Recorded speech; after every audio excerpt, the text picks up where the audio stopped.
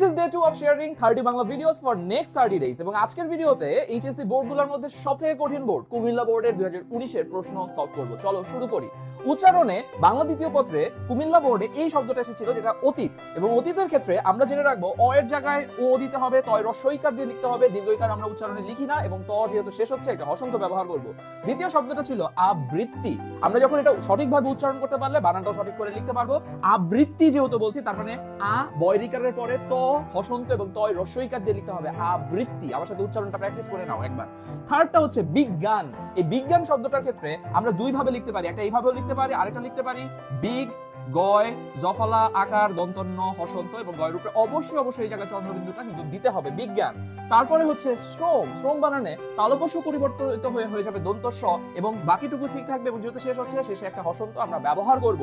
এটা আমরা দিন বন্ধু উচ্চারণ করি, কিন্তু আসলে উচ্চারণটা হচ্ছে দিন বন্ধু। এই কারণে এই শব্দটার উচ্চারণ আমরা লিখবো হচ্ছে দয় দীর্ঘিকারের জায়গায় কি হবে রস্বইকার হয়ে যাবে, দি ন ওকার হয়ে যাবে এখানে দিন বন্ধু। বন্ধু ব ওকার ন হসন্ত ভয় রস্বইকার ধু বিন্ধু। এবং আরেকটা শব্দ ছিল সেটা হচ্ছে স্বাগত। এই স্বাগত শব্দের বানানটা আপনারা আমাকে কমেন্ট সেকশনে লিখে জানান, দেখি পারেন কিনা। So thank you so very much. দেখা হচ্ছে তোমাদের সাথে কালকের ভিডিওতে।